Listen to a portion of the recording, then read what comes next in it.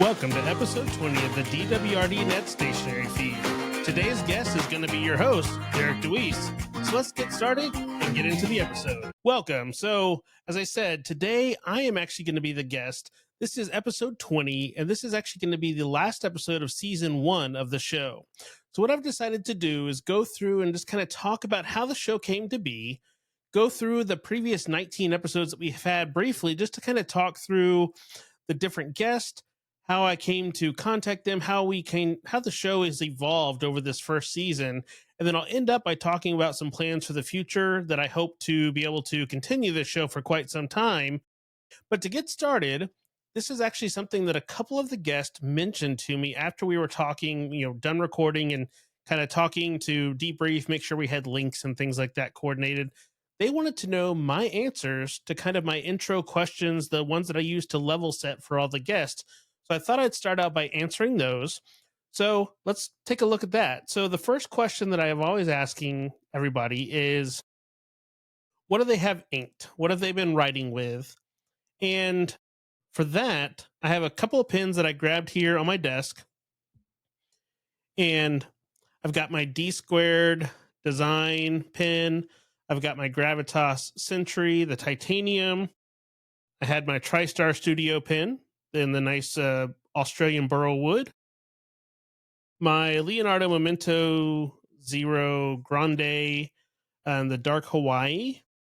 My Pilot 912 with the PO nib. And then I've also been using, ever since I got it, this Amarillo Stationery pen that was the blank made by Nick Pasquale. And you'll see there's a theme in most of these pins. Most of these people have been guests or related to the show or, helped out in the show in some way. So that's a nice little add-in to talk about when getting into the show like this. So let me go on to the next question here. So the next question I've been asking is, what is my grail pen? If money is no object, if someone would hand me any pen. And I was thinking about this as I was getting ready to record. And in the past, I probably would have said something like a vintage Mont Blanc 149 or something like that. But I've really been enjoying the maker pens lately. So the DC Pen Show was this last weekend, and seeing all the pictures of the shown design, the new Evo Monarch, I think that is currently going to be my grail pen, that titanium body with the integrated Monarch nib and the piston filler. That just looks really cool, especially the one with the engraved pattern on it. So that's going to be my answer for now. And then the next question that I've asked is, what kind of inks? How many do I have? What kind of, do I experiment with inks, or do I like to stick with the standards? And this is a little bit of a tricky question. So when it comes to inks, when I first got into pens, I had maybe 7 or 8 inks, and I'd find an ink for a pen, and that ink would stay in that pen. That's just the ink that went with that pen. Now, when I kind of took a little bit of a hiatus in 2020, when I wasn't using my pens as much, now that I've come back into it, I've taken a whole different path and have been expanding my ink collection and my color variety. So now I would say I like to dabble with all sorts of different inks.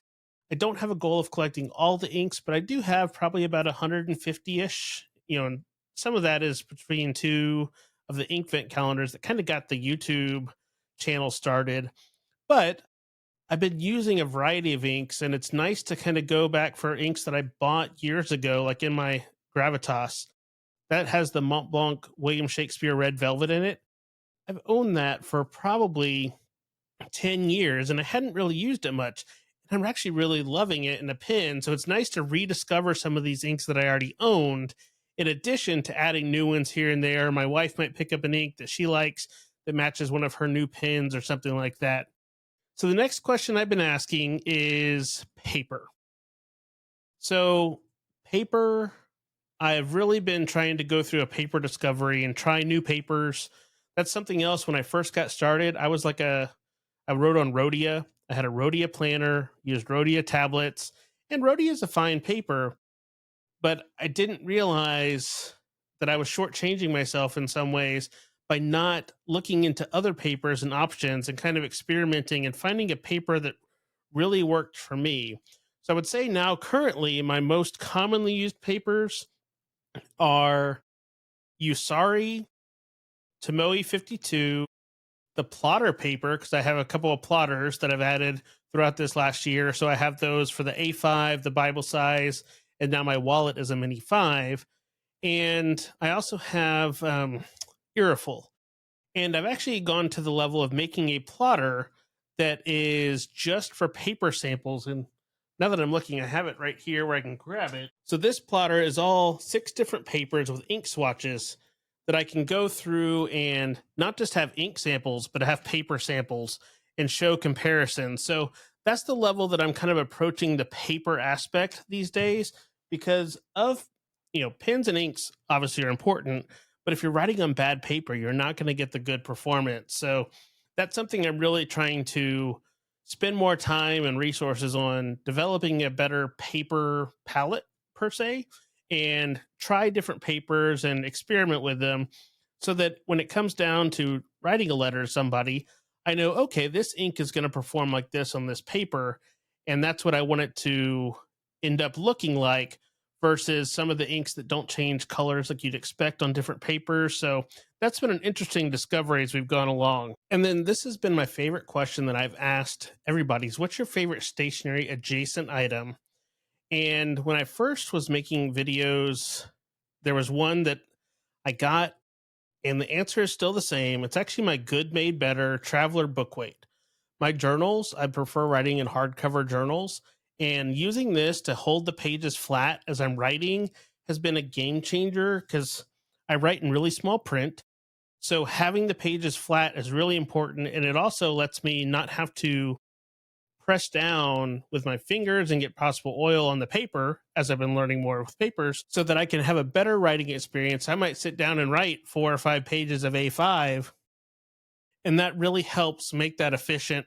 And I've gotten it to where I can leave it unfolded and it'll fit in my A5 Galen leather with my journal, a roll of washi tape, and a couple of pens. So if I'm out and about, I still have everything I need where I can sit down and write, take advantage of some time between waiting on things or stuff like that. So that's been very beneficial. So moving on from there, what I'm going to do is I actually went and got little short clips from the different episodes. I'm just going to kind of switch a camera view and have that playing through and just kind of talk through the guest as those clips come up, and kind of give the little history of these first 19 episodes of the show. And this will also be a good reminder if you hear about one of these guests and it sounds like something you'd be interested in, you can go back and look in the links in the show notes to find a link to their individual video. I'll put a link to the playlist that has all of them, but I'll also link the individual ones so that you can go back and discover some of those earlier episodes that you might not have been aware of as the show was new and getting off the ground. So let's go in and click this over, and hopefully the technology doesn't fight me, and start taking a look at this. Okay, so this was my pilot episode.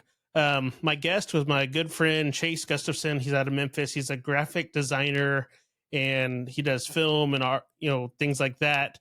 And this was just testing the technology. I'd never done this. This was new to me. Of course, what's the best way to go start doing a video podcast? Know nothing about it, kind of jump in full tilt and go for it.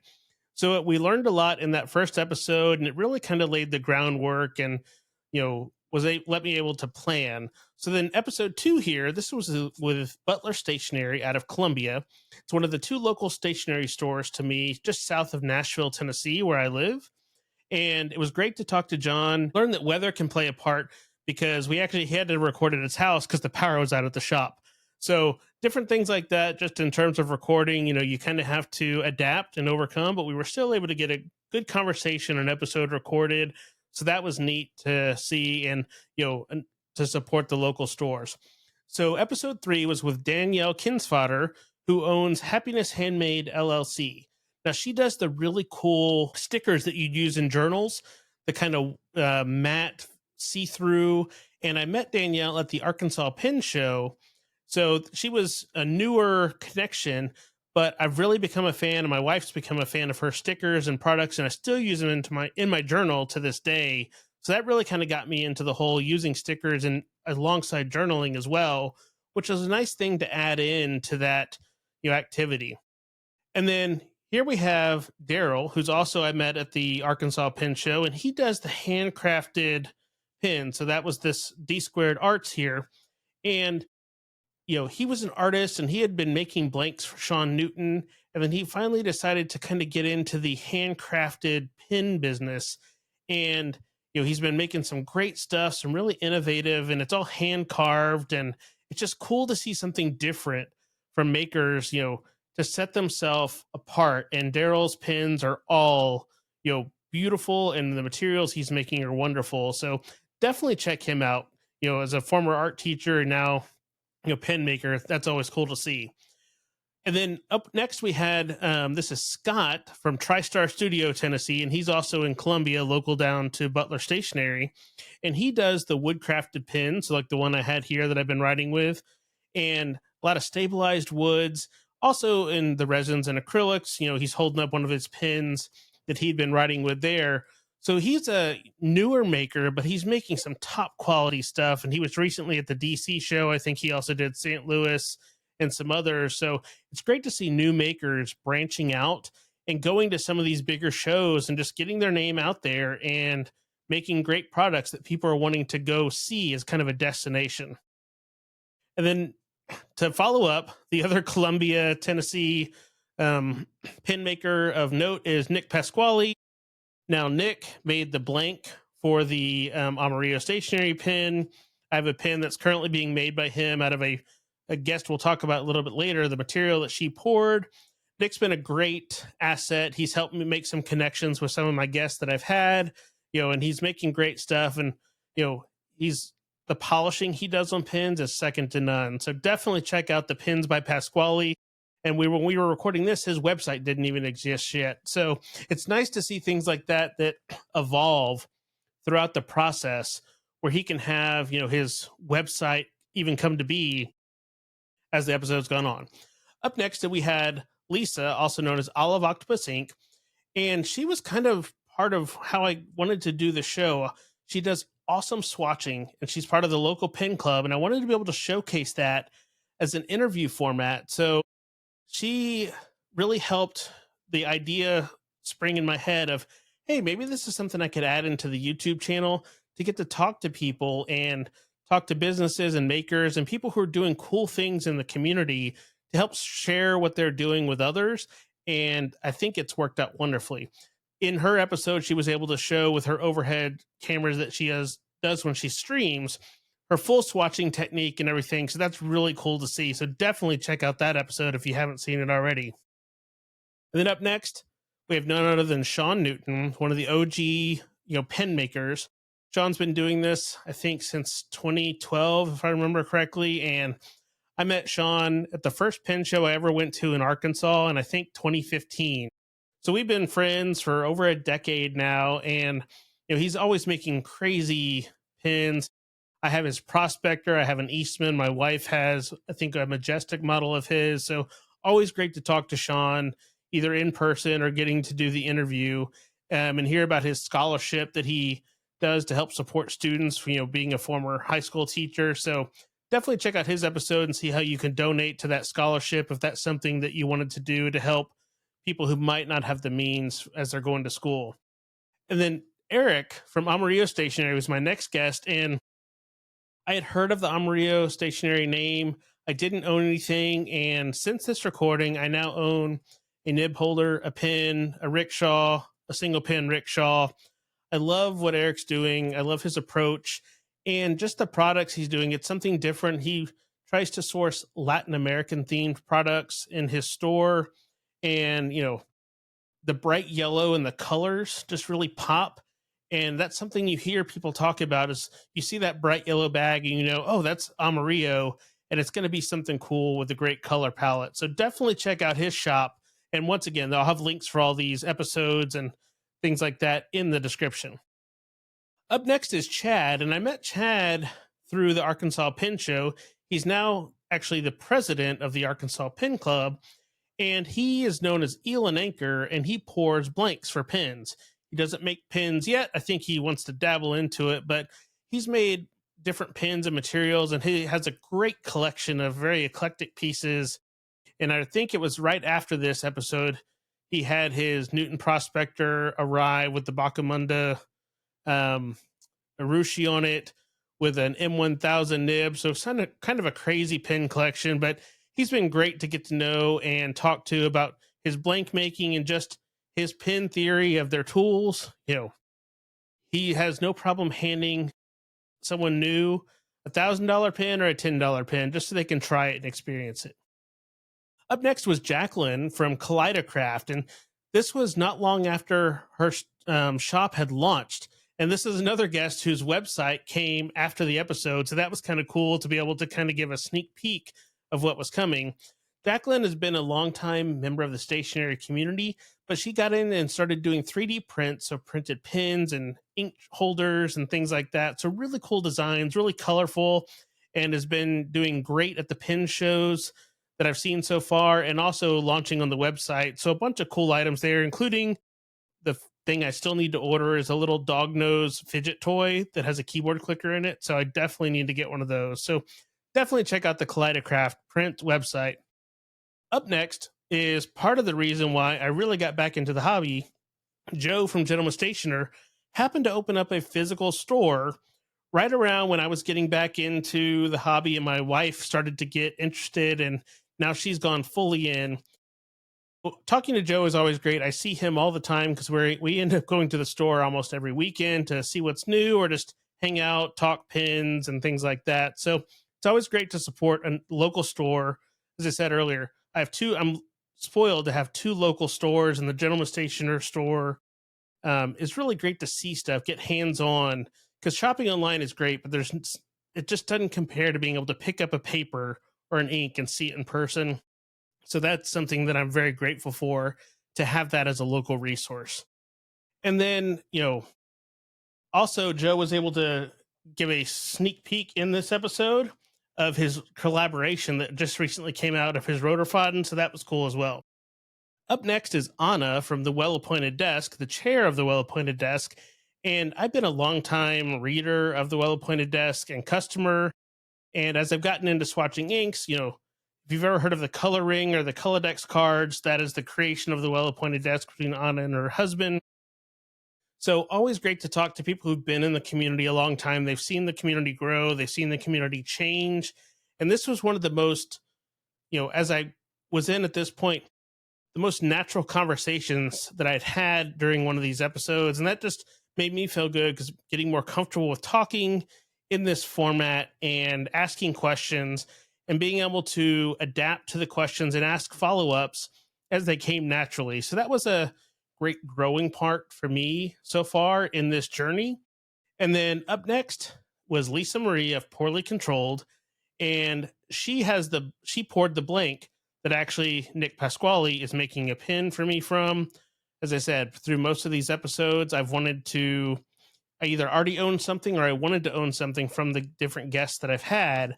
And that was a unique way to kind of combine two into one, and getting Nick to make a pin out of a blank poured by Lisa Marie. She does some really cool materials. And while she's not making pins yet, she teased that she might want to try it in the future. So definitely check that out and see. You can find her different blanks from a ton of different pen makers, because she's just doing such beautiful work. So definitely check out her blanks. That's Poorly Controlled. And then after Lisa Marie, I had the privilege of talking to Corolla From Corolla. Now, Corolla is not a shop owner. She's a content creator, talking about just experiencing art, doing art for art's sake. And this was a different type of conversation, but I really enjoyed it, because, up until this point, everybody had been making a product, where Corolla is just telling you to use the tools you have at your disposal to make art. And she does streams and does classes at different pen shows. So that was nice to have a different variety of guests to kind of talk about, using what you have and taking that, draw it, put some ink on the paper and see how it ends up. There's no wrong way to do art. And that's a great message for all of us to hear. So that was nice to be able to have that conversation with somebody That's their mantra and their teaching. Up next after that was my first Nibmeister on the show, and that's Matthew Chin. Now, I got to hang out with Matthew when I was at the Arkansas Pin Show, and my wife and I think had 10 or 12 pins worked on by him between new pins with grinds or getting some older pins tuned that just weren't writing well. And he's traveling so much. It was interesting to hear all about the how he got into the nib grinding business and how he got started and his background. And because I was already familiar with his work, so getting to hear the how he got to that point was really great. And I hope to have some other nibmeisters in the future, because I'm sure they all have different perspectives of how they do their grinds and how they approach that art, which is, in the pin community, it's really important, but to the general public, nib grinders are probably it's like an unknown thing.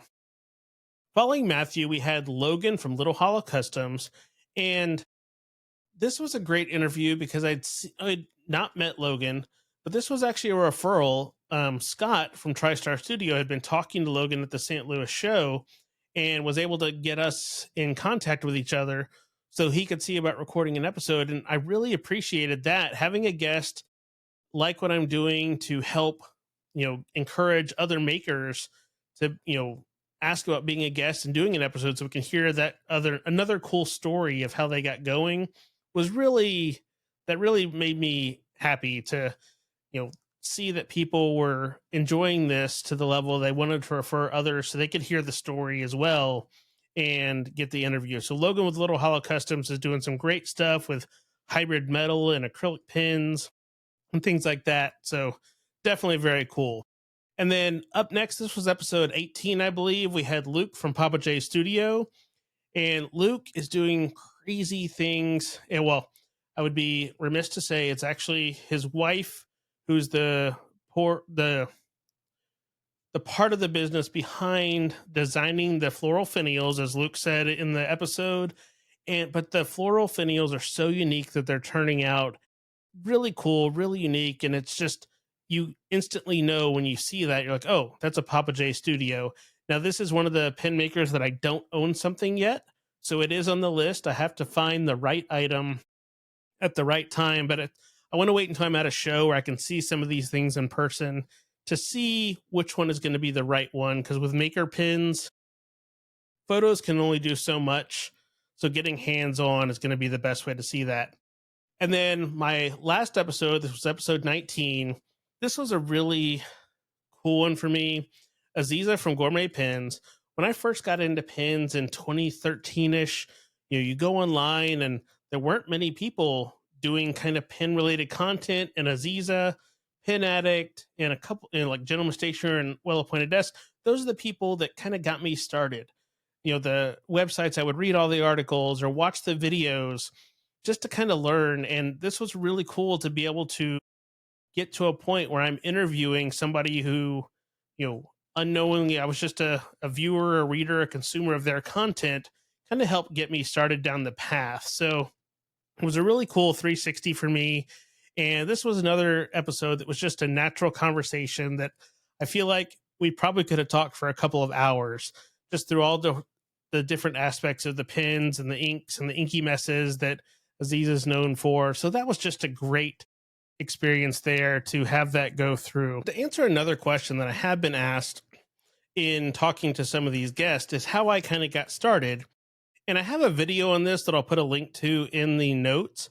But in 2013, to give you the short version, I found a pin in a drawer and it ended up being a Waterman fountain pen.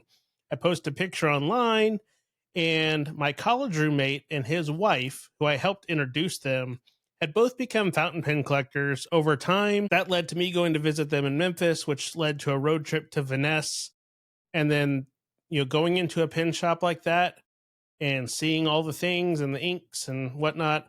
I bought my first Sailor. I bought my first bottle of Ackerman, and it's all gone downhill from there and has evolved into quite the collection over time. It cemented me being, Venice is kind of like my home store, even though they're not in my local town. That's where I went to the first couple of, Christmas. That became a thing for a few years there, of road trip out to visit friends and then continue on to go visit Little Rock to pick up a pen and some ink. And that was just really cool. And, it's always great to go back to the shop now where I've been a customer and now friends with Mike and Lisa and some other members of the staff for so long. It's like visiting family almost, which is a really cool feeling where you form those friendships and you're able to become not just friends but almost collaborators, because it's great to be trusted enough to be able to offer a discount code from Vanessa or from Gentleman Stationer. That's something that's not all that common, and I really do appreciate that both of those shops and their owners appreciate what I'm doing to the level to let me offer that to people who are watching my content and videos and listening to this show. So that's very appreciative. And while there's not a discount code to talk, I also do want to mention that really appreciative to Brad for the Pen Addict.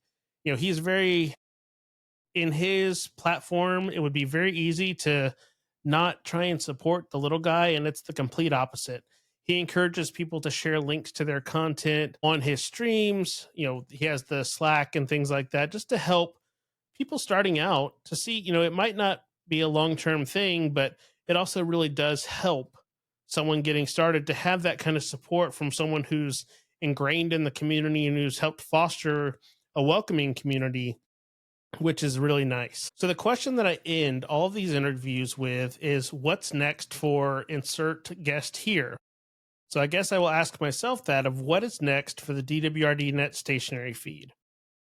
So as I said, when I started this, I didn't really have a plan to break it into seasons or anything. And it became really apparent that while I've been very fortunate to be able to line up guests for 19 weeks in a row, that wasn't very sustainable. That some little breaks are going to be needed just to, you know, get a little bit more lead time in scheduling. And we're in pin show season now. I have some commitments from some people, but they're working on product for their next show.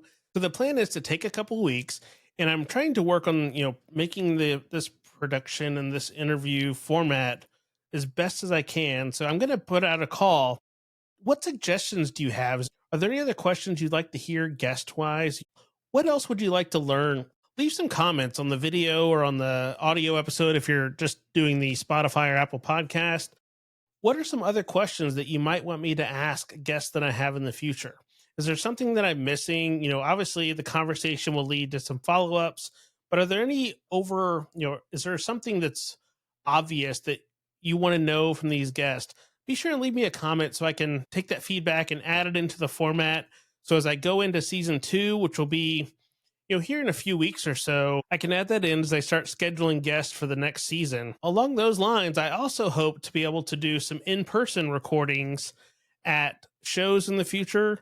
That requires a little bit of prep and equipment and things like that. So I've started that process as well, because next year I do hope to go to a lot more pin shows. This year was kind of a get back in the hobby, get in the swing of things. And obviously we've gone to the level of, I definitely want to make it to more shows next year and try and do some more recordings and things like that. Another thing that I want to try and do that I have the groundwork and kind of it's in the back of my head is do kind of a panel interview of sorts. I think it'd be neat to have a couple of different guests with a topic and kind of get different aspects of the community. So maybe a shop owner, a maker, a content creator, just to kind of talk through a question of the week or something like that. So that's another kind of format that I want to experiment with, of adding in and seeing how that works and see if it's, feels natural with the show or not. So that's something that I hope to incorporate into season 2 or later seasons as well, just to add some variety. I've tried to do my best to get a variety of guests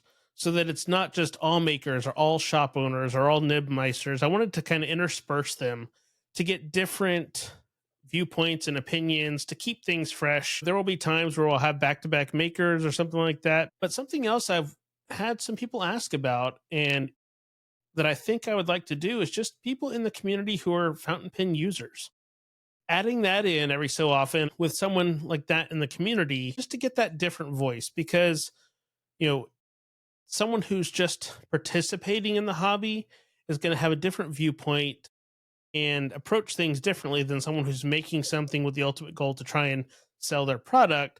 So it's just going to be a different way to add in some variety of guests So if you like that idea, definitely let me know that in the comments as well. Or if you have other suggestions of things you'd like to see, I'm very open to feedback. So definitely leave those comments of good, bad, if there's things you don't like or things that you'd like to see changed. I can't accommodate everybody, but I'm open to see what feedback is given and see what might change from there. So all that being said, this has been a wonderful experience. Someone who's naturally in the past would never imagine doing something in front of a camera, much less interviewing other people. Something that's been very new to me, but I've kind of taken to it. I really enjoy doing it. And it's been great to have all these conversations and make all these friendships of people in the stationery community that I hope to foster over years to come. And eventually, I'll get to the point where some of these guests will come back for round two because it'll have been long enough where they might have had new products or new things come about. So that's something else I want to add in the future is some repeat guests as when the time and the situation allows, so that they can give updates on how things have gone from what we've asked them in the previous episode. So look forward to that in the future as well. So once again, thank you for following along in this journey, for watching episodes, for leaving the comments, for liking the videos, for just helping me through this process. It's been great, and I hope to continue doing it and give you a content and episodes that you'd like to hear. So I'll leave you there, and I wanted just to say thank you again for following along. And until next time, I'll catch you on season 2.